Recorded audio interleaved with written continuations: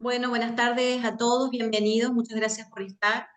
Nosotros muy contentos de poder presentarles en este webinar el Consenso Argentino de Hipertensión Arterial, el nuevo Consenso Argentino de Hipertensión Arterial, donde nosotros como Comité de Hipertensión Arterial de FAC hemos participado junto con otras dos prestigiosas sociedades científicas acá de Argentina, que es SAC y SAJA. Así que bueno, estamos muy contentos de poder presentárselos, como bien les digo. La idea de un consenso es siempre proporcionar datos, bases, unas guías basada en la opinión de expertos para que podamos mejorar el diagnóstico y el tratamiento de la hipertensión arterial, obviamente sumado a un mejor control de la misma, y así poder impactar en la salud cardiovascular de nuestros pacientes. Así que bueno, todo esto es del Comité de Hipertensión de FAC. Estamos con un grupo de amigos y de expertos en este webinar. Me acompañan el doctor Mauro Ruize, que él es presidente actual del Comité de Hipertensión, y la doctora Bárbara Nigro, Barbie, que ella es también es participante activa, muy activa del Comité de Hipertensión de FAC. Y el primer disertante es el doctor Diego Cesario, que nos va a hablar acerca del diagnóstico. El consenso está dividido en tres grandes capítulos: diagnóstico, tratamiento y poblaciones especiales, que es lo que vamos a abarcar en este webinar. Y Diego Cesario nos va a hablar acerca de la parte de diagnóstico. Es un placer presentarte, Diego. Sos muy activo también en el comité, sos una gran persona. Y bueno, es un gusto, va a ser un gusto poder escucharte ahora en lo que nos has preparado. Muchas gracias, Diego.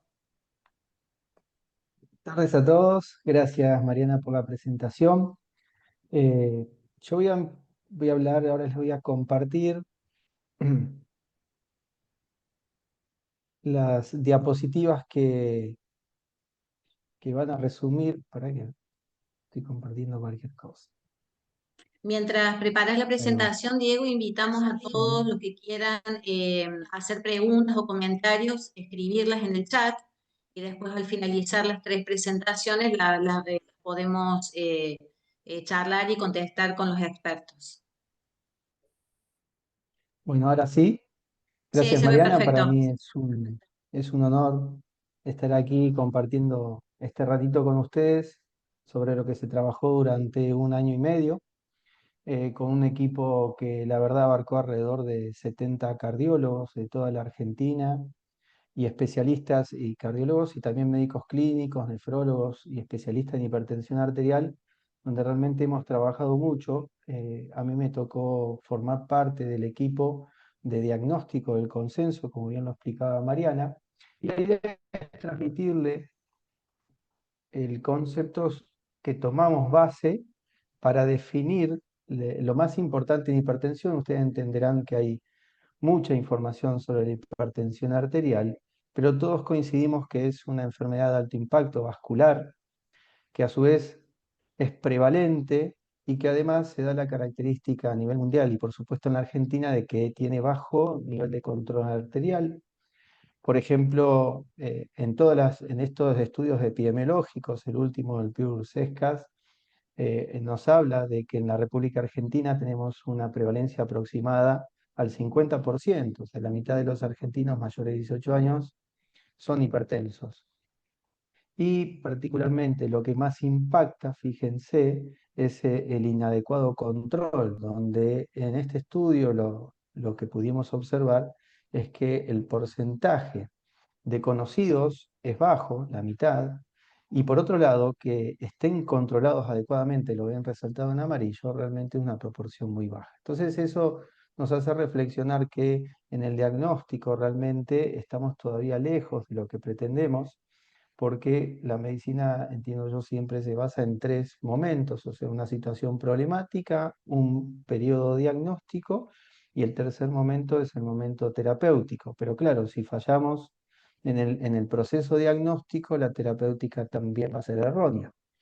Dentro de los cambios propuestos en este nuevo consenso argentino de hipertensión arterial, bien, nosotros quiero recordar este de 2018, donde la clasificación de las categorías de la presión arterial, nosotros hablábamos de una presión arterial normal, de una presión arterial limítrofe, y luego a partir de allí empezábamos del 140 a 90, en la clasificación en niveles de hipertensión arterial 1, 2 y 3, y por último la hipertensión sistólica aislada. Bien, nosotros hemos hecho algunas modificaciones que nos permiten entender a la presión arterial normal por debajo de 80 milímetros de mercurio de la diastólica, que es uno de los grandes cambios que hemos decidido implementar. Y así como también extender la presión arterial limítrofe entre Igual, 130 y 139, y la diastólica entre 80 y 89 milímetros de mercurio. Y con respecto a cuando ya estamos en el periodo de diagnóstico de un paciente hipertenso crónico, decidimos clasificarla en dos niveles solamente, nivel 1 y nivel 2 de hipertensión arterial, puesto esto, porque esto nos va a simplificar el enfoque terapéutico y diagnóstico, como lo veremos más adelante. Entonces, para repasar, decidimos que la presión arterial normal en un individuo mayor de 18 años tiene que estar por debajo de 130 a 80 milímetros de mercurio. Obviamente, posteriormente, Sergio va a hablar de las poblaciones especiales, pero para todo individuo menor de 80 años y más de 16 años de edad, consideramos normal menos de 130 a 80 milímetros de mercurio. Luego, existe entonces este periodo de 130 a 190 y de 80 a 89, donde la presión arterial es limítrofe, ¿bien? Y debemos actuar de alguna manera especial, como lo veremos más adelante en el enfoque diagnóstico. A partir de ahí, entonces, repasar hipertensión nivel 1 e hipertensión nivel 2. Dentro de las condiciones que hemos charlado y discutido, creemos muy importante para el diagnóstico hacer hincapié en una técnica de medición de la presión arterial adecuada, correcta. ¿Por qué? Porque si fallamos en la metodología que utilizamos para hacer diagnóstico, vamos a hacer un mal diagnóstico y por ende eso va a arrastrar un mal tratamiento. Muchas veces vemos en nuestro consultorio que el paciente fue diagnosticado de una manera inadecuada, sin una metodología correcta, y esto llevó al que el paciente algunos se queden sin tratar, bien, sin un correcto diagnóstico de hipertensión, y algunos otros se traten por demás y les baje demasiado la presión arterial y tengan también efectos adversos. Entonces es muy importante evaluar siempre en consultorio cuando ingresa el paciente y dice, no, vengo porque tuve presión alta, cuáles eran las condiciones, quién le tomó la presión arterial, si fue un vecino, si estaba sentado, si había fumado en los últimos 30 minutos, por ejemplo, si había tomado café. Estas cuestiones parecen banales y simples, pero realmente son muy importantes porque el paciente ya muchas veces llega con un diagnóstico que es erróneo, bien considerándose hipertenso. Y actualmente nuestro consenso argentino avala al tensiómetro automático oscilométrico validado como el gol estándar en la medición de la presión arterial.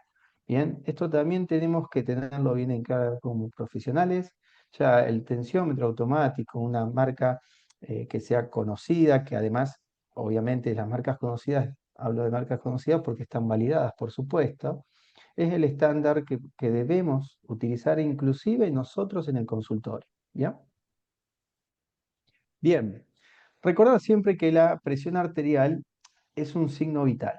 Por ende, significa que está expresando, cuando está en rango de anormalidad, alguna situación en particular que debemos nosotros discernir con nuestro enfoque diagnóstico. Esto lo vuelvo a repetir, es un signo vital, es un signo. ¿Está bien? Entonces, en ese proceso diagnóstico seguramente tengamos que discernir de si estamos ante un registro hipertensivo o si estamos ante hipertensión arterial crónica. Y recuerden que la hipertensión arterial crónica tiene distintos escenarios clínicos que debemos investigar. Por ejemplo, la hipertensión de guardapolvo blanco o la hipertensión oculta. Bien, esto tenemos que discernirlo, porque si no lo hacemos, si nosotros dejamos escapar una hipertensión oculta, ese paciente va a tener más enfermedad cardiovascular. ¿Está? Entonces, muy importante, en ese consenso van a encontrar el repaso de estos fenotipos de presión arterial y cómo hacer el correcto diagnóstico de cada uno de los escenarios clínicos que nos van a permitir ser eficientes, inclusive para elegir el tipo de fármaco que vamos a utilizar.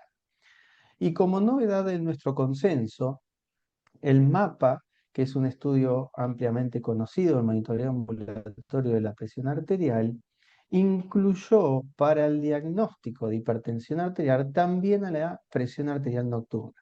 O sea, normalmente los estándares de diagnóstico incluían solo la presión diurna y a las de 24 horas para decir o para informar un resultado positivo de hipertensión arterial. Nuestro consenso incluye también la presión arterial, la hipertensión nocturna para el diagnóstico de hipertensión arterial. Entonces, para ir enfocando el proceso diagnóstico de todo paciente presunto hipertenso, nuestros objetivos principales es, primero, definir si realmente tiene diagnóstico de hipertensión arterial o, como les explicaba, tuvo un registro hipertensivo o una respuesta hipertensiva al paciente ante determinadas situaciones. Esto quiere decir, por ejemplo, un ejemplo práctico. Si yo voy a un velorio y le empiezo a tomar la presión a todo el mundo, probablemente un gran porcentaje tenga presión alta. Versus no significa que sea un hipertenso mal controlado o un hipertenso crónico no diagnosticado, ¿se entiende? Entonces es muy importante cómo está en nuestro consenso estipulado que el diagnóstico lo vamos a hacer en múltiples visitas, no lo vamos a definir en una sola visita, excepto, que ahora lo vamos a ver en la siguiente diapo, cuando el hipertenso es nivel 2. Lo segundo que vamos a hacer, aparte de definir realmente el diagnóstico de la hipertensión arterial, es evaluar el riesgo cardiovascular global del paciente. Eso lo tenemos que hacer con absolutamente todos nuestros pacientes. Entonces, por favor, que quede claro que nuestro consenso nos dice, señores, tenemos que hacer diagnóstico de hipertensión, pero con eso no alcanza, debemos avanzar en establecer el riesgo cardiovascular de nuestro paciente, tan importante como definir el proceso de la presión arterial. Este gráfico que está modificado con respecto al consenso anterior, fíjense que demuestra lo que explicamos hoy al inicio, la presión arterial normal y qué hacer con ella y cuándo sería el próximo control, la presión arterial limítrofe que de alguna manera comparte la evaluación diagnóstica con la hipertensión nivel 1, ¿eh? Porque en esos pacientes sugerimos que si hay disponibilidad diagnóstica, utilicemos un mapa o un monitoreo domiciliario de la presión arterial para realmente definir qué escenario clínico de hipertenso tengo enfrente mío sentado. Si es un hipertenso crónico real, si es un hipertenso que tenía hipertensión oculta o si tenía hipertensión de guardapolvo blanco o si lo debo reclasificar como normotenso y un falso hipertenso inicial. Bien. Por otro lado, el nivel 2 es por esto que nosotros decidimos sacar el nivel 3 porque creíamos que confundía y embarraba un poquito la cancha innecesariamente. Cuando yo tengo un paciente hipertenso, nivel 2, vuelvo a decir, con una correcta toma de la presión arterial, bien, hecho de una manera adecuada, por eso revisar cómo se le tomó al paciente la presión arterial, directamente estamos autorizados para decir que ese paciente tiene hipertensión arterial crónica y a partir de ahí definir tratamiento. Con respecto al riesgo cardiovascular, solamente recordarles que está compuesto por tres grupos de datos. La presencia de factores de riesgo cardiovasculares, ya sea aquellos potencialmente clasificables como aquellos no modificables, el daño de órgano blanco, es decir, la presencia de hipertrofia cardíaca, de insuficiencia renal, de deterioro cognitivo o accidente, bueno, el accidente cerebrovascular está en presencia ya de enfermedad cardiovascular establecida, y también el daño arterial u ocular. Bien, todo esto debemos evaluar. Entonces, la mayoría de la información de estos tres grupos de datos, fíjense que hay un cuadrito muy importante en el consenso que es muy semejante al anterior, solamente se modificaron algunos pequeños detalles. Nos dicen, señores, anamnesis, interroguemos al paciente, hagamos un adecuado examen físico, solicitamos un laboratorio que está descrito en el consenso, qué parámetros son importantes, un electrocardiograma y un ecodoppler cardíaco. El ecodoppler cardíaco persigue el objetivo de obviamente evaluar daño de órgano blanco. Bien, y a partir de ahí ya tengo con estudios simples la capacidad de poder definir si es un paciente de bajo riesgo, de riesgo moderado o de alto o muy alto riesgo.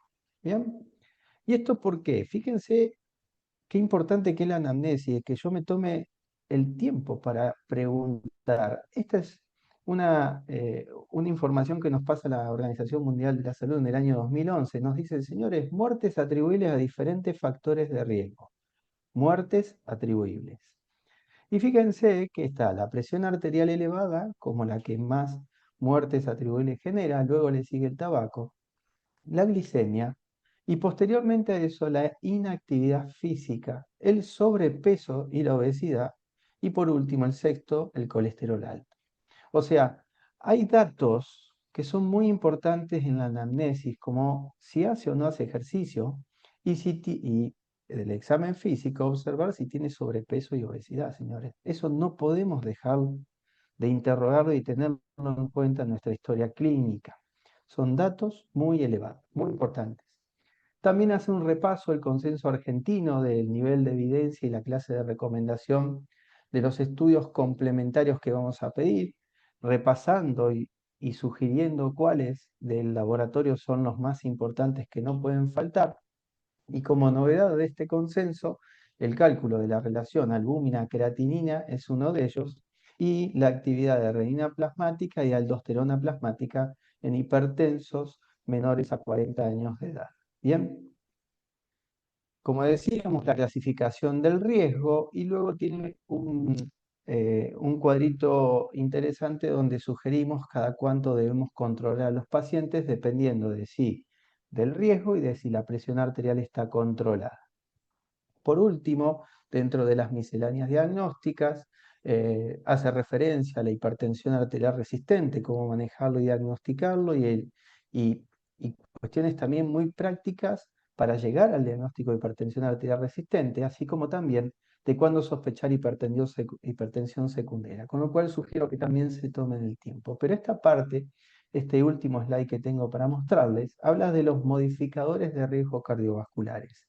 Los modificadores de riesgo cardiovascular agregan un riesgo residual que usualmente no lo tenemos en cuenta, pero que son muy importantes, como los antecedentes familiares, los antecedentes gestacionales de nuestro paciente, que el SAOS, el cáncer, bueno, elementos que van a aumentar, a modificar ese riesgo cardiovascular y que también debemos abordarlos para trabajar en prevención y nos ayudan muchas veces a reclasificar el paciente y nuevamente basados en el interrogatorio, en el examen físico y en algunos exámenes complementarios. Muchas gracias por su atención. Excelente, Diego, mil gracias, muy claro y muy lindo, muchas gracias. Bueno, seguramente hay preguntas, pero bueno, lo dejamos para el último, como les mencioné. Bueno, Mauro, te dejo las palabras. Buenas noches, muchas gracias Mariana, buenas noches a todos, le agradezco la presencia, excelente Diego. Y a mí me toca presentarlo algo muy sencillo, al doctor Mario Bendersky, ante todo un orgullo de ser un amigo y un referente, mentor realmente de cardiólogos a nivel nacional e internacional. Así que Mario nos va a hablar sobre lo nuevo en el tratamiento que nos dice el Consenso Argentino de Hipertensión Arterial. Adelante Mario. Muchas gracias. Voy a tratar de ajustarme a la hora de tiempo que ustedes me dieron para la presentación mía. Eh, Estoy tratando de compartir con ustedes. Miren, ¿se ve bien? Perdón, ¿se ve bien? Ah, No, Mario. doctor, no se ve nada. No, Mario, no se ve.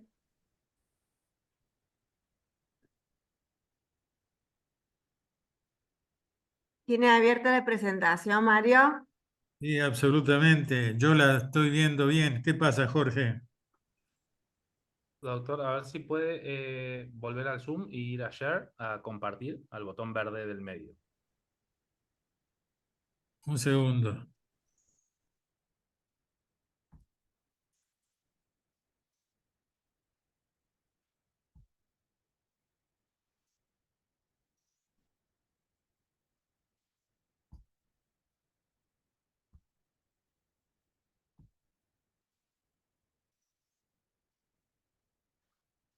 ¿Ahora?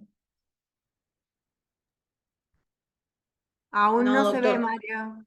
Pero pareciera que está por entrar en pantalla. Ahí está cargando, doctor. A ver ahora. Ahí está. Ahí se ve Sí, perfecto. Ahí ¿Estamos? se ve, Mario. sí, Bueno, sí. bueno, gracias. Gracias por la invitación.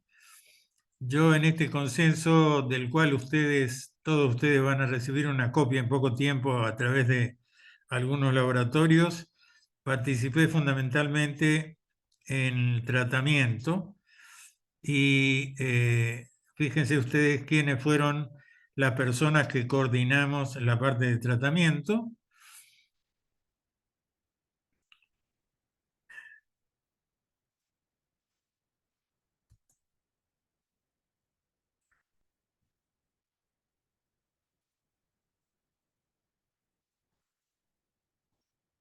Estoy tratando de pasar adelante y Jorge no puedo pasar adelante. Ahí está.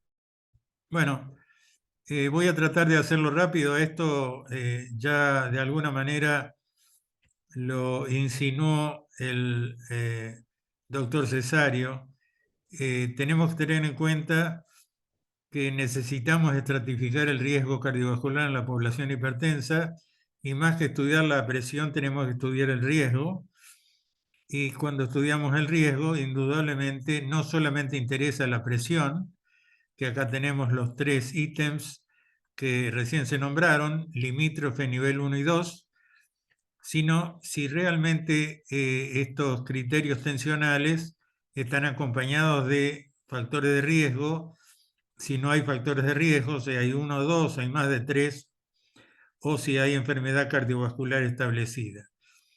Por lo tanto, el concepto es que estudiemos el riesgo sin falta como forma de estratificar el tratamiento. Ahora, nos planteamos cómo y cuándo iniciar el tratamiento hipertensivo. En todos los pacientes con hipertensión confirmada, iniciar cambios en el estilo de vida, o sea, no farmacológico, en todos. Y el tratamiento farmacológico según el grado de hipertensión y riesgo. Cuando es hipertensión grado 2 o grado 1 con alto riesgo, iniciar fármacos, preferentemente iniciar asociaciones de drogas más cambios en el estilo de vida y reservar el uso de monoterapia para pacientes con hipertensión grado 1 de bajo riesgo, pacientes frágiles y octogenarios, que lo vamos a repetir inmediatamente. Esos son casos especiales, los octogenarios y pacientes frágiles, en los cuales podríamos intentar iniciar con monoterapia. En pacientes con presión limítrofe, solo cambios en el estilo de vida, excepto en pacientes con alto o muy alto riesgo cardiovascular. Los objetivos de presión arterial según el grupo etario son los siguientes. Hasta los 80 años el objetivo primario es menos de 140/90, pero el objetivo deseado, si realmente pudiéramos, es menos de 130/80. Y en los pacientes de más de 80 años somos algo más laxos. El objetivo es 140-150 de sistólica y de diastólica menos de 80. Tener cuidado en no bajar la diastólica a menos de 70, porque está demostrado que aumenta el riesgo cardiovascular, sobre todo el coronario. Hay otras recomendaciones. En pacientes frágiles, la presión sistólica y diastólica debe ser individualizada. Repetimos, no buscar objetivos de menos 120/70 con el tratamiento, sobre todo la diastólica en menos de 70. Y en los pacientes que tienen la sistólica muy elevada y que tienen la diastólica de menos de 70 y que están bajo tratamiento, ajustar con cautela para controlar la sistólica tratando de no afectar la presión diastólica a menos de 70. Por último, se puede desprescribir en pacientes de más de 80 años que tengan la sistólica de menos de 120 o que tengan hipotensión ortostática o índice de fragilidad elevado. La evidencia para todos estos números se ven en distintos estudios que están en la parte superior de la figura, pero se ha incluido el llamado tiempo en rango. O sea, ¿qué es el tiempo de rango terapéutico?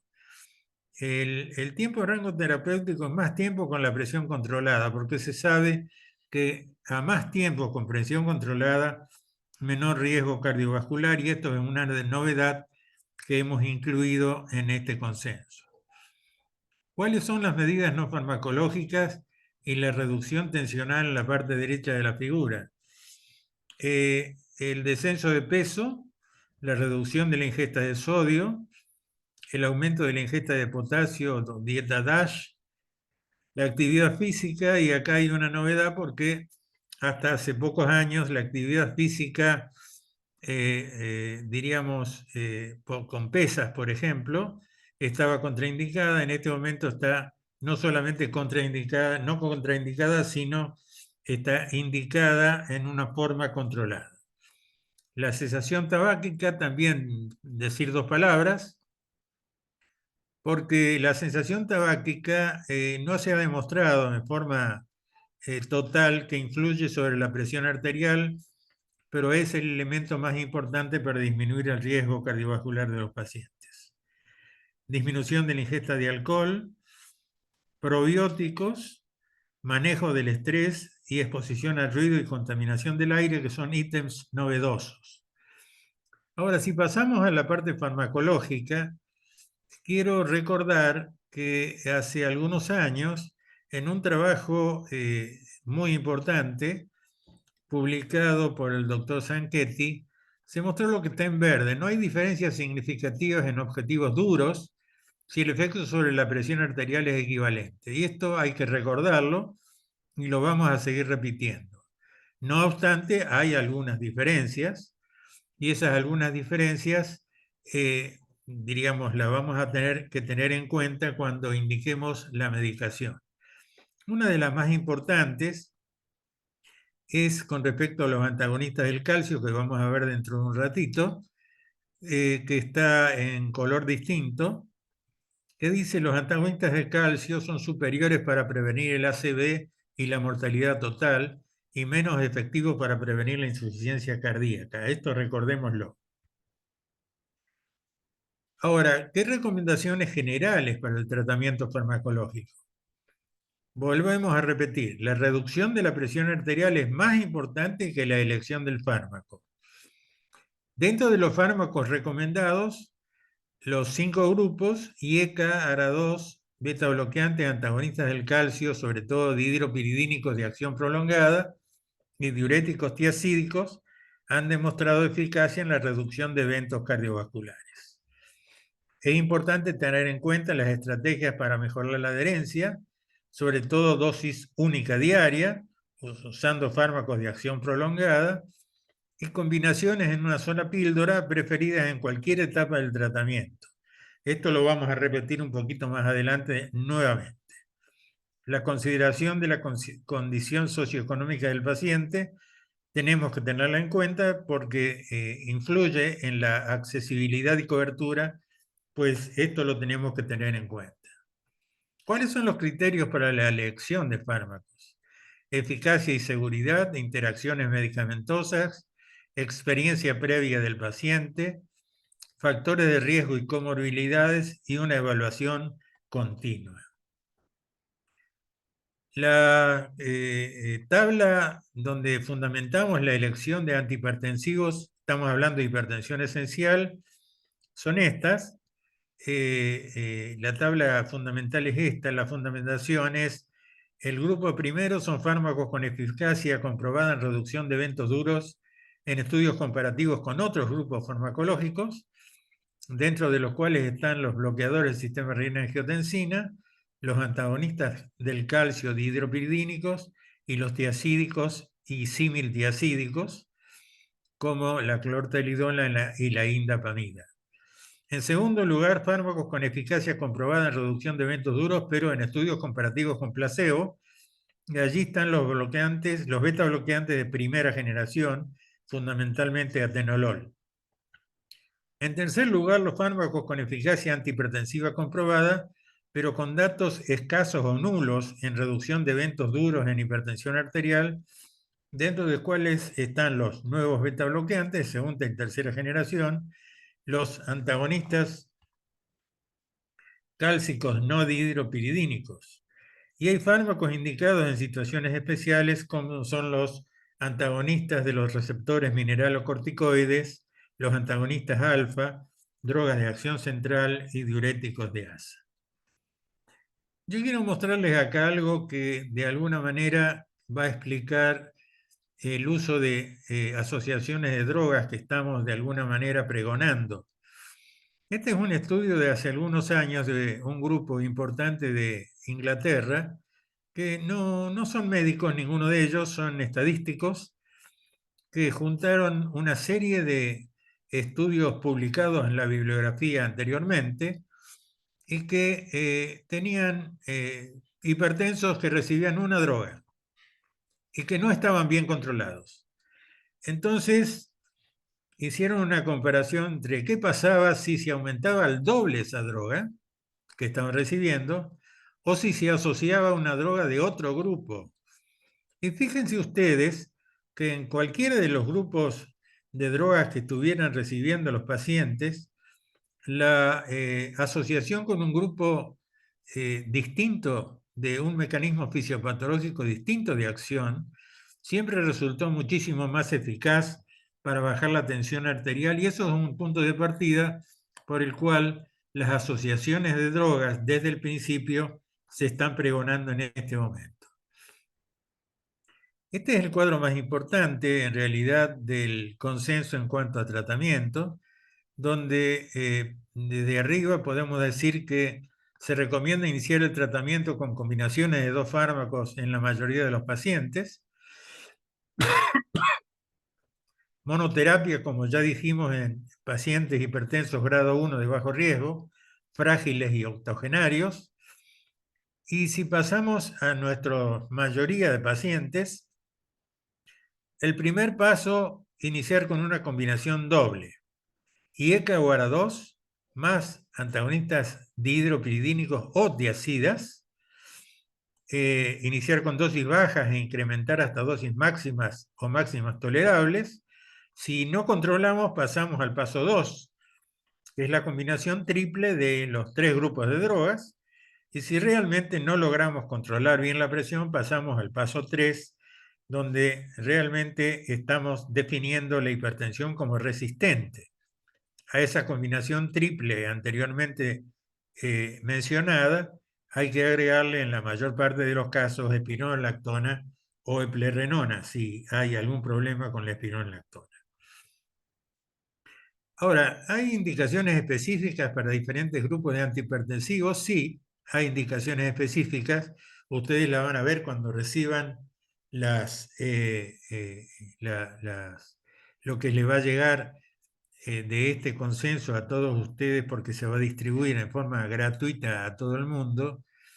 No podemos enunciar cada uno de los ítems, pero los bloqueadores del sistema de angiotensina se recomiendan fundamentalmente en hipertensos, en pacientes de alto riesgo, asociados a enfermedad coronaria, asociados a insuficiencia cardíaca con fracción de eyección reducida, con hipertrofia ventricular, con enfermedad renal crónica, asociada a diabetes. Y el último punto sí lo quiero desarrollar algo, porque es en pacientes con riesgo a desarrollar diabetes, tipo 2 fundamentalmente. O sea, estas drogas, igual que los antagonistas del calcio o parecido a los antagonistas del calcio, dihidropiridínicos, parecen reducir la velocidad de lo que podríamos llamar diabetogénesis en aquellos pacientes con síndrome metabólico u otras situaciones prediabéticas.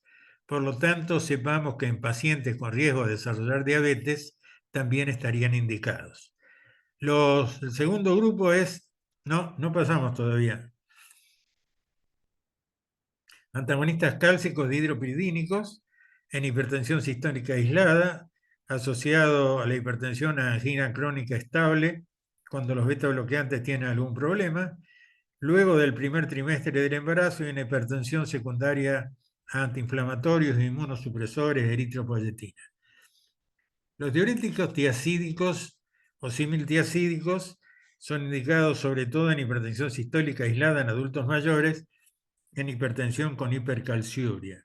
Ahora, los beta bloqueantes se reservan en general para hipertensión asociada a cardiopatía isquémica, insuficiencia cardíaca, fibrilación auricular, el labetalol en hipertensión gestacional, hipertensión y crisis hipertiroidea e hipertensión asociada a signos de hiperactividad simpática, que eso hace años le llamamos síndrome hiperbeta, que se da sobre todo en pacientes jóvenes.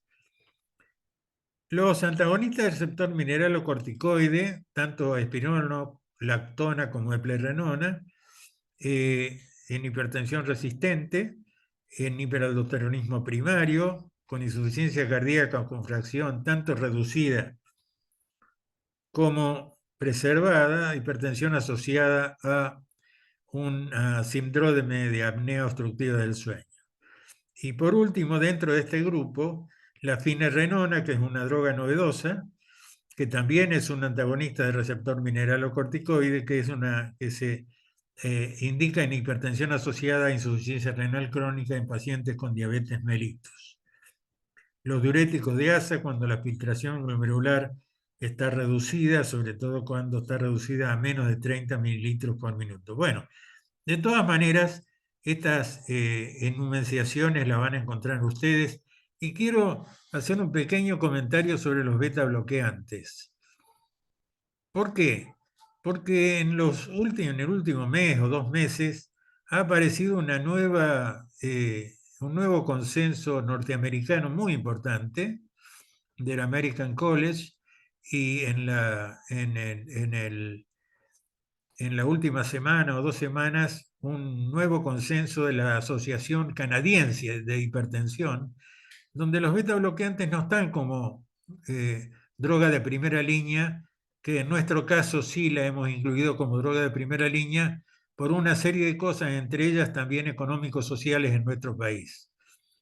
¿Por qué la han retirado como primera línea en estos países? Bueno, fundamentalmente por el punto 4, el punto 3, que es que los beta bloqueantes en general reducen el ACV en mayores en un porcentaje menor que con las otras drogas. Y ese es el punto fundamental para retirarlos como drogas de primera línea y realmente incluirlos solamente en los casos que recién hemos nombrado.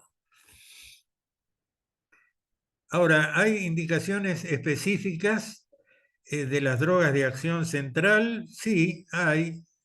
La alfa-metildopa en hipertensión gestacional y como cuarta droga en algunos casos de hipertensión resistente, vasodilatadores directos en emergencias hipertensivas y antagonistas alfa-1 en hipertensión asociada a hipertrofia benigna de próstata y asociada en ciertos momentos del tratamiento del feocromocitoma.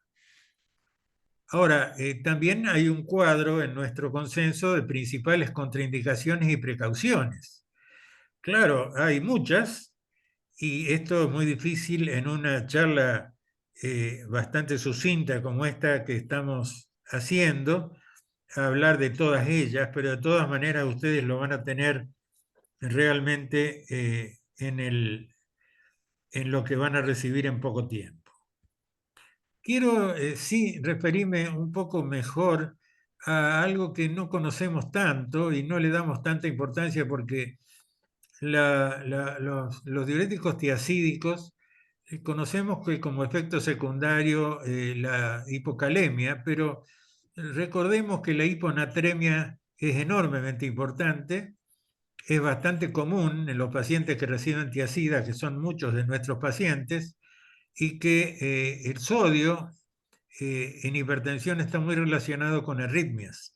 Por lo tanto, se indica medir también el sodio en los pacientes que están recibiendo tiacidas o similtiacidas. Ya terminando, quiero que recordemos una pequeña comparación entre el consenso anterior del 2018 y este. Como inicio de tratamiento farmacológico, en el anterior, monoterapia o combinaciones según el riesgo cardiovascular, y en este consenso nuestro de ahora hay una fuerte recomendación de comenzar ya con asociaciones de drogas. La hipertensión de bajo riesgo en el consenso del 2018 era pasible de cambios en el estilo de vida solamente. En cambio, en nuestro consenso actual, iniciamos aún en estos pacientes tratamiento farmacológico asociado a riesgo cardiovascular.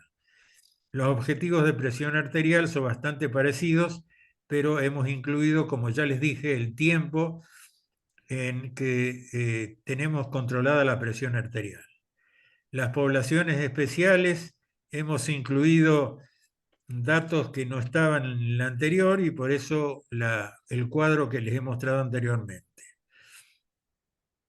En cuanto a medidas no farmacológicas, ya se las he mostrado. El asunto de la contaminación ambiental es uno de los datos nuevos que hemos incorporado a este nuevo. Las combinaciones farmacológicas ya eran optativas en el consenso anterior, pero en este consenso tenemos una fuerte recomendación sobre las combinaciones farmacológicas prácticamente desde el inicio del tratamiento en la mayoría de los pacientes porque mejora muchísimo el cumplimiento de los pacientes. En la selección de fármacos, en este año hemos desarrollado mayores fundamentos y beneficios específicos a cada grupo y como contraindicaciones en este año hemos insistido mucho en la contraindicación clara de la asociación de IECA y ERA2 en el embarazo. Finalmente, quiero recordarles a ustedes que los consensos son guías, que no son Biblias, y siempre están supeditadas al juicio clínico. Muchas gracias por la atención. Bueno, muchas gracias, Mario. Excelente tu presentación. Ya hay preguntas, pero me parece por cuestiones de tiempo vamos a responder al final. Te dejo ahora, le paso la posta a la doctora Bárbara Nigro para la presentación. Bueno, muchísimas gracias, Mauro. Bueno, tengo el gusto de presentar al doctor Sergio Bisani. Sergio Bisani es un expresidente del comité, es un amigo y también es el codirector del Consenso Argentino de Hipertensión 2025. Él nos va a hablar de las situaciones especiales de este consenso. Adelante, Sergio, te escuchamos.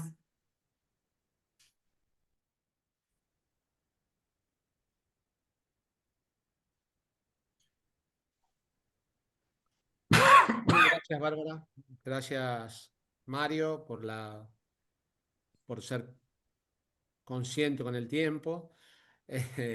No, gracias a todos, al comité, por invitarnos a dar esta presentación. La verdad que fue un trabajo enorme de todo el comité hacer este consenso. La verdad que nos hemos sentido muy cómodos junto con la gente de la Sociedad Argentina de Hipertensión y junto con la Sociedad Argentina de Cardiología. Hemos trabajado en conjunto. Ahí están todos los miembros que participaron del comité a su izquierda y a la derecha está la revista o el suplemento de la revista de la Federación Argentina de Cardiología, que les comento a la mayoría, en un mes ya tiene 865 visitas entre descargas y vistas, así que el consenso realmente está siendo muy utilizado para consultas y esas cosas.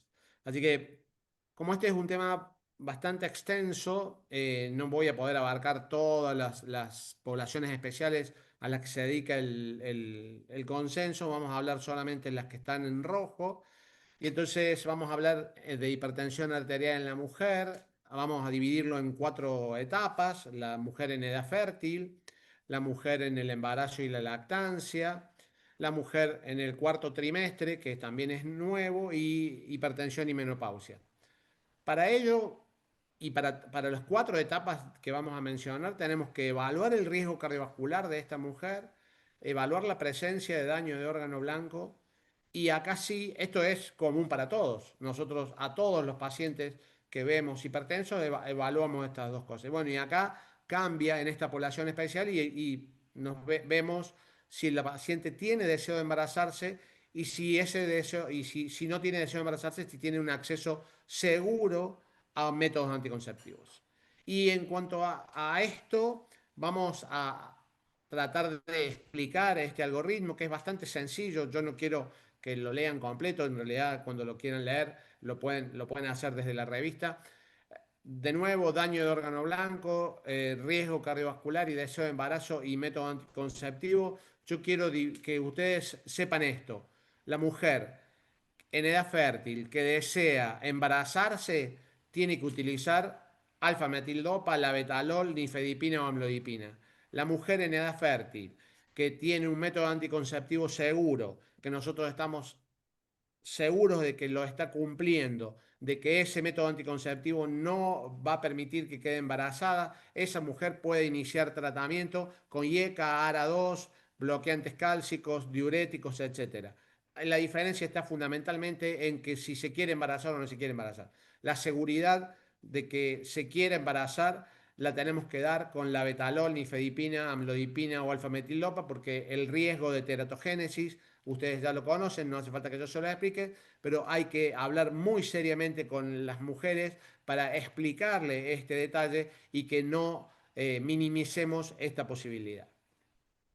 Cuando ya hablamos de embarazo, hablamos que esa mujer que tiene hipertensión en el embarazo puede tener, hay distintas clasificaciones de hipertensión en el embarazo, puede ser que ya la tuviera preexistente a la hipertensión, que tenga una preeclampsia que inicia en la semana 20, pero supongamos que tiene hipertensión, necesitamos medir precisamente la presión arterial, tal como lo dijo Diego. El método de medición de la presión arterial es con un aparato oscilométrico. Ustedes recuerden que los aparatos oscilométricos validados hay especialmente validados para mujeres embarazadas.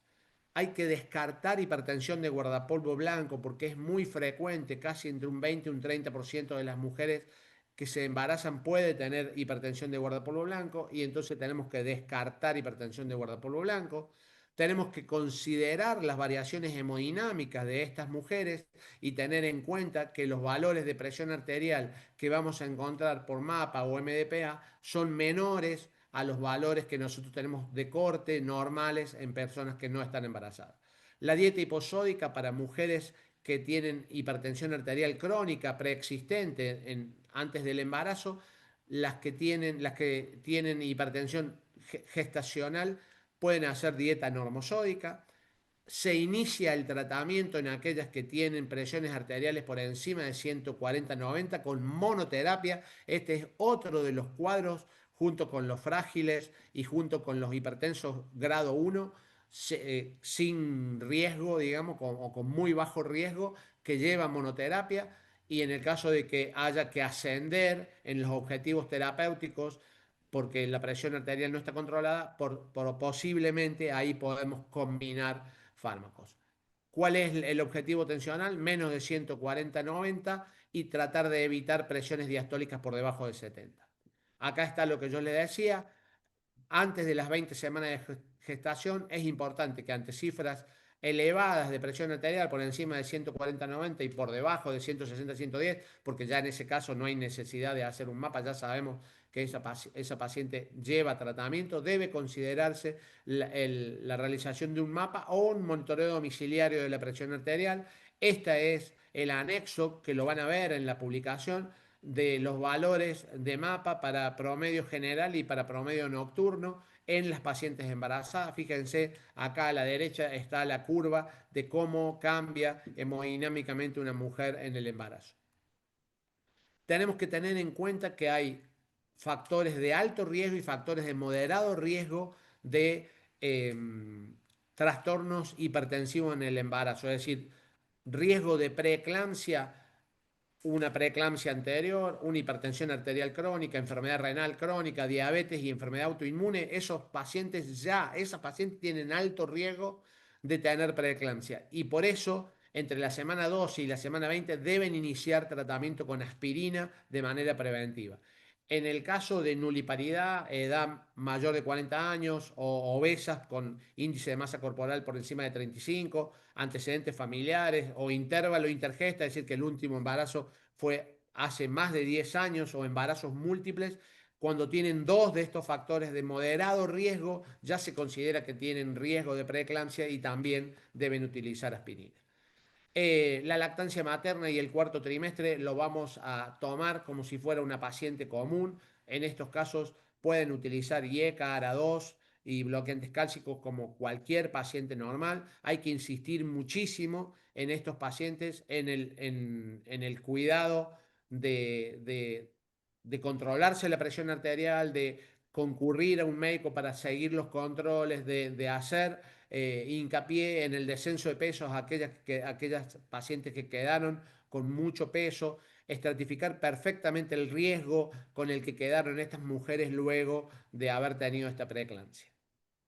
Esto es otra publicación muy importante que ha tenido el comité en este último tiempo, que es hipertensión severa en guardia. Nosotros desde el consenso proponemos que la hipertensión arterial severa se puede dividir en dos grandes grupos: los que tienen daño agudo de órgano blanco y los que no lo tienen. Los que tienen daño agudo de órgano blanco tienen una emergencia hipertensiva y por supuesto esos pacientes van internados y van con tratamiento endovenoso, mientras que los que no tienen daño agudo de órgano blanco lo consideramos una hipertensión arterial severa. Acá hemos propuesto este protocolo con todo el grupo del comité, en el cual insistimos muchísimo en el uso del reposo para tratar esta hipertensión arterial severa. Ese QR que ustedes ven ahí los va a llevar a la publicación.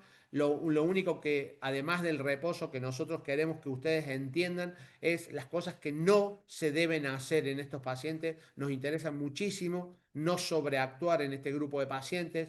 Entonces, el reposo, como ya lo dijimos, forma parte del tratamiento. No debemos utilizar tratamiento endovenoso ni intramuscular, no debemos utilizar furosemida, no podemos utilizar medicación sublingual como lo hemos hecho hace muchos años. No iniciar tratamiento escalonado, ese de que le toma uno la presión, le da una pastilla, viene a los 10 minutos, le toma otro, le da otra pastilla y así permanentemente, y después cuando el paciente se va a la casa tiene valores de presión arterial muy por debajo de los valores que nosotros recomendamos, con alteraciones en la autorregulación cerebral y alteraciones en el flujo coronario que pueden llegar a ser muy perjudiciales para estos pacientes. Entonces, todos estos son no.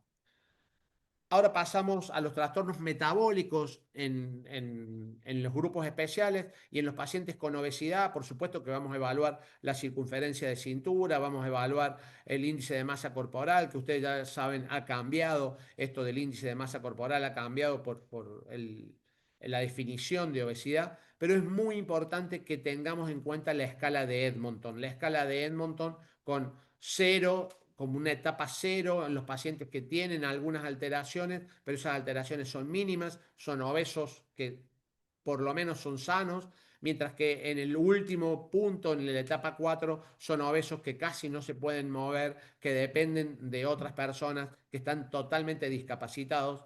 En el medio, por supuesto, vamos a tener los pacientes que tienen las comorbilidades de todos los obesos, como la diabetes, la hipertensión, etc. En el caso de que estos pacientes tengan hipertensión arterial, las intervenciones en el estilo de vida, como lo dijo el doctor Vendersky, son clase 1, nivel de evidencia A para todos los pacientes hipertensos. Es el primer escalón de tratamiento. Se cumple poco y se pide poco, pero nosotros no podemos dejar de mencionarlo. Hay que hacerle bajar de peso a estos pacientes, hay que indicarle ejercicio físico. En cuanto al tratamiento farmacológico, estos pacientes obesos con mucho riesgo van con combinaciones farmacológicas. Casi todos deberían tener combinaciones farmacológicas y el objetivo terapéutico en este grupo de pacientes debería ser 130-80, sobre todo los pacientes que tienen varios factores de riesgo cardiovascular y alto riesgo cardiovascular. Por supuesto, el monitoreo y el ajuste se debe hacer con con mapa y con otros elementos o monitoreo domiciliario de presión arterial para ver y controlar cómo está el paciente, tener muy presente el tema del manguito en estos pacientes, porque el manguito con el que se le toma la presión en estos pacientes es muy importante, así que por favor medir la circunferencia del brazo y usar el manguito adecuado porque podemos sobreestimar los valores de presión arterial. Y por supuesto que es muy importante para este paciente lograr alcanzar las cifras de 130-80 como lo es para todos los pacientes. Recordemos, como lo dijo Diego, que solamente en el 20% de los casos llegamos a controlar la presión arterial. Esta es la escala de Edmonton, como ya les mencioné, no vamos a entrar en detalles con ello por una cuestión de tiempo, pero sí vamos a hablar un poquito de los pacientes con hipertensión arterial y diabetes. Ustedes recuerden que los hipertensos son más diabéticos y los diabéticos son más hipertensos, es decir, en proporción tenemos más presencia. Las modificaciones del estilo de vida, como ya lo mismo recién, la dieta y el ejercicio.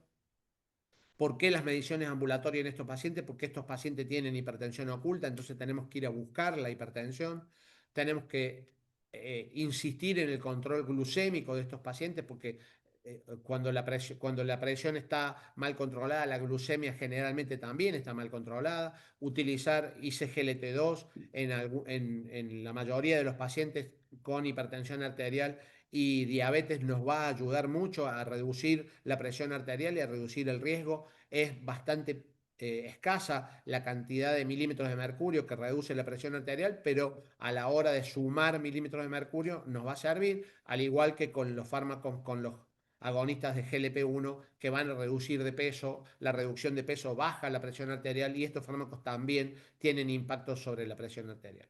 El tratamiento, como igual que en obesidad, por encima de 140-90 hay que iniciar tratamiento. El tratamiento es IECA o ARA2.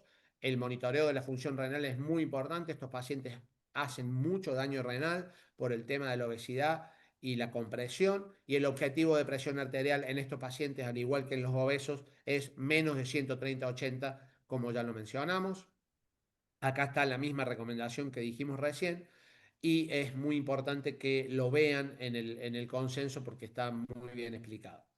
En cuanto a los adultos mayores de 80 años, los octogenarios, como lo dijo Mario, se puede ser agresivo en algún grupo de pacientes, sobre todo los no frágiles, pacientes robustos que tienen valores de presión arterial por encima de 150, de 140, 90. Podemos llegar a valores por debajo de 140, 90, incluso 130, 80, pero solamente en este grupo de pacientes hay un grupo intermedio que son esos moderadamente frágiles, que ya tienen dificultad para caminar, que ya necesitan compañía, que ya no pueden ir solos al baño, etcétera. Ese grupo de pacientes hay que tener mucho cuidado con el objetivo terapéutico, no por debajo de 140, y tener mucho cuidado a la hora de que esos pacientes pueden tener, igual que los muy frágiles, pueden tener hipotensión ortostática y pueden tener hipotensión postprandial, así que hay que tener mucho cuidado en este grupo de pacientes.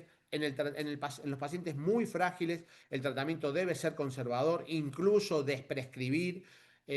No es necesario descender la presión arterial en estos pacientes por debajo de 130, y hay que tener mucho cuidado a la hora de tratar estos pacientes. Es preferible desprescribir que esos pacientes tengan valores de presión arterial muy por debajo de los límites fisiológicos para ellos. Esta es la escala que nosotros proponemos en el consenso, es respetar las figuritas del 1 al 3, son pacientes que pueden ser robustos, ya desde el 4 en adelante empiezan a ser moderadamente frágiles, y ya al final deambulan en silla de rueda o están postrados en cama, son pacientes muy frágiles que deben tener mucho cuidado. El deterioro cognitivo y la demencia fueron temas que abordamos con especialistas.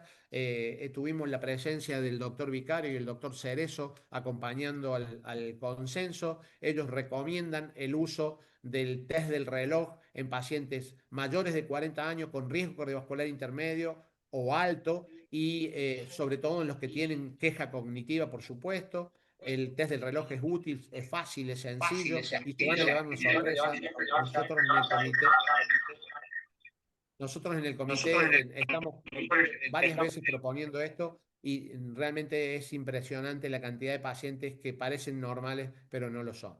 El tratamiento antihipertensivo, hay que tener cuidado con el deterioro cognitivo y con la demencia.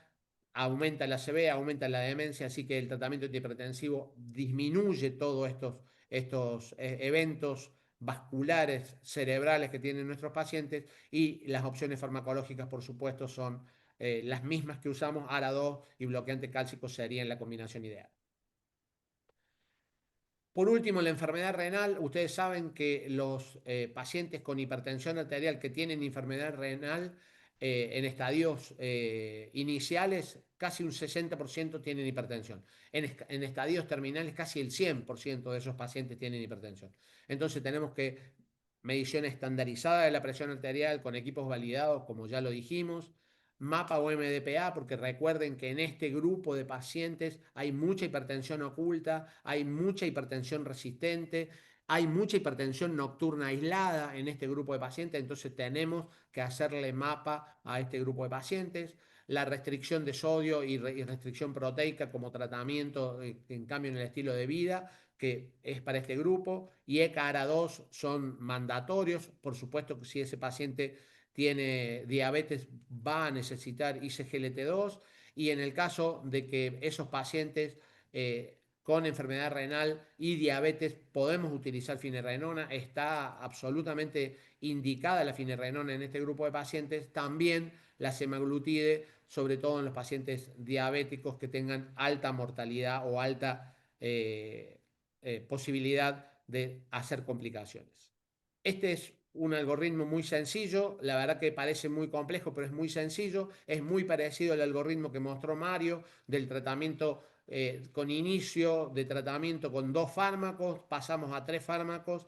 En el caso de los primeros pacientes que tienen un déficit renal leve en estadios iniciales, van a usar como cuarto fármaco la espironolactona, mientras que en los pacientes que tienen estadios más terminales de enfermedad renal y todavía no van a diálisis, el cuarto fármaco que vamos a utilizar en ellos es clortalidona. Por supuesto que todo este grupo de fármacos son los pacientes que llegan a tener diagnóstico ya de hipertensión resistente o hipertensión refractaria. Con todo eso ya terminamos. Muchas gracias. Muchísimas gracias, Sergio, muy lindo, muy completo. Bueno, las poblaciones especiales son muchas, así que bueno, en el consenso vamos a encontrar más detalles. Todos tenemos pacientes habitualmente con estas características que vos mencionás, así que bueno, súper completo, en poco tiempo nos diste un muy lindo pantallazo, por así decirlo. Bueno, en honor al tiempo, creo que bueno, tenemos 2 o 3 preguntas en el chat para que el grupo de expertos, nuestros amigos expertos nos ayuden. Agustina pregunta si el consenso propone estrategias que nos sirvan en la práctica diaria para mejorar la adherencia terapéutica en los hipertensos, que es un gran tema. Y la otra pregunta de Agustina es que si en la hipertensión enmascarada hay alguna conducta práctica que se sugiera más allá del control ambulatorio. A ver, primero sería lo de la adherencia, si el consenso menciona algo. ¿Puedo contestar? Sí, doctor, por supuesto. El tema fundamental de la adherencia, la forma en que fundamentalmente tratamos de mejorar la adherencia, es usando asociaciones de drogas desde el inicio del tratamiento. Así que si se puede, si realmente el riesgo cardiovascular y el paciente, diríamos, coinciden, la mejor forma de mejorar la adherencia es hacer combinaciones de drogas desde el principio. Bárbaro. Doctor, entonces lo que usted mostró que sale en el consenso, entonces que la mayoría de los pacientes hipertensos debiéramos empezar con asociaciones, ¿verdad? Es un porcentaje Así es. chico de los pacientes que necesitarían monodroga de entrada. Miren, en estudios grandes en distintos países del primer mundo, para decirlo de alguna forma, con monodroga no se ha controlado más del 70-65% de los pacientes hipertensos. En cambio, cuando se comienza desde el inicio con una asociación de drogas razonable, en general la adherencia aumenta muchísimo y se controla entre el 85 y el 90% de los pacientes. Bien. Doctor, y con las combinaciones farmacológicas, digamos, al tener un efecto de sinergia de las drogas, los efectos adversos de las drogas con las combinaciones, porque eso es importante para el paciente. A veces usamos un solo medicamento en dosis alta y por ahí tenemos más efectos adversos. Con las combinaciones, ¿qué pasan en este caso? La verdad que esa es una pregunta sumamente interesante, Mariana, porque los efectos adversos están relacionados con las dosis. Y cuando usamos combinaciones de drogas, eso nos permite usar dosis menores de drogas para lograr el efecto terapéutico más eficaz. Por lo tanto, los efectos adversos en general son menores. Tengamos en Bien, cuenta además que hay asociaciones que son especiales en eso, porque cuando usamos una asociación vamos a tratar de que una droga trate de disminuir los efectos adversos de la segunda droga que usamos. Por ejemplo, bien, si realmente estamos usando diuréticos tiacídicos que causan hipocalemia, cuando asociamos con bloqueantes del sistema renina-angiotensina, esa hipocalemia es menor. O cuando usamos antagonistas del calcio, dihidropiridínicos que dan edemas maleolares, cuando los asociamos también con bloqueantes del sistema renina-angiotensina, esos edemas son menores. Trataríamos de lograr ese tipo de asociaciones. perfecto. Me parece muy interesante, doctor, esto que dice, porque muchos de nuestros pacientes dejan sus tratamientos por los efectos adversos de las drogas. ¿Puedo Entonces, hacer una pequeña aclaración? sí, En un estudio de hace bastante tiempo que se llamó Estudio Fármaco Epidemiológico en Italia, se estudiaron más de 3.000 pacientes hipertensos y se vio que la adherencia era muy baja, 33% por año. Y entonces se estudió a los pacientes y se vio por qué habían suspendido el tratamiento. Y se le preguntó a sus pacientes, a los pacientes y a sus médicos. Los pacientes habían suspendido el tratamiento por efectos adversos en un 70% de las veces. A esos mismos pacientes se les buscó a sus propios médicos y a los médicos se les preguntó por qué los pacientes tenían menos adherencia y los médicos habían reconocido que eran por efectos adversos solamente la mitad. Eso quiere decir que los médicos que tratamos hipertensos en general no preguntamos demasiado por efectos adversos y tendríamos que darle más importancia. Claro. bárbaro. Muy, Mm. muy buena el aporte, muchas gracias. Sergio, creo que Sí, hay sí, una preguntita para vos. Acá bueno, Melina dice, buenas tardes, excelentes ponencias, consulta. ¿Por qué no usar furosemida en la urgencia? eh, tantas veces la hemos respondido a esta pregunta. Bueno, les cuento. Bueno, una vez Eh, más. no, nosotros lo que proponemos desde esta toma de posición que hemos tenido es no bajar demasiado la presión arterial. Si ustedes se fijan en esta presentación, que es un suplemento de la revista de la Federación Argentina de Cardiología, ustedes van a ver que nosotros proponemos que solamente con 20 milímetros de mercurio de descenso de la presión arterial sistólica o 10 de descenso de la presión arterial diastólica, ese paciente se puede ir a la casa. Así tenga 200 y bajó a 180, ya se puede ir a la casa. Y realmente la furosemida es un medicamento que baja mucho la presión arterial, que activa el sistema renina-angiotensina-aldosterona porque genera deshidratación y la deshidratación genera activación del sistema renina-angiotensina-aldosterona. Y no es necesario porque en realidad la única indicación que tiene la furosemida, que en realidad muchas veces se utiliza intramuscular, pero la forma de utilizar la furosemida endovenosa es para el edema agudo de pulmón o para la insuficiencia cardíaca descompensada. Nada más. Son las únicas indicaciones que tiene la Es la única furosemida. indicación. Todo lo otro es un uso y costumbre que se ha instalado en las guardias y que en realidad no hay ninguna evidencia que justifique ese tratamiento. Sí, Marito. Simplemente, y nada que ver con lo que dijiste, que estoy totalmente de acuerdo. Recuerden que la furosemida, cuando se administra, porque se administra bastante en la práctica médica en general, y ustedes lo conocen a eso, la furosemida por vía oral tiene una vida media corta. Y Sí. si se administra por vía oral, hay que administrarla 2 veces por día.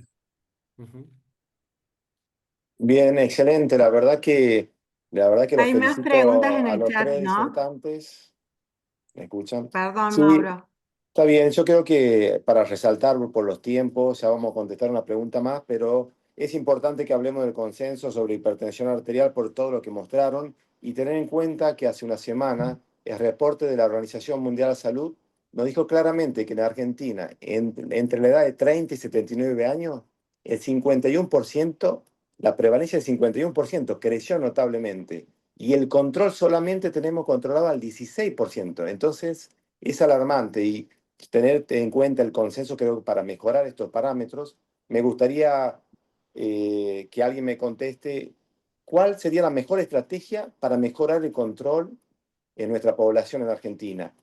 Y por último, hay una pregunta del doctor Manuel Márquez, de Ingeniero Jacobasi, que nos pregunta, ¿cómo integrar en el tratamiento el estrés, la contaminación del ruido en el tratamiento de la hipertensión arterial? Estrés y contaminación. ¿Quién quiere contestar esa pregunta? Diego, dale. Bueno, gracias, Sergito. En realidad yo creo que tenemos que arrancar primero por el diagnóstico.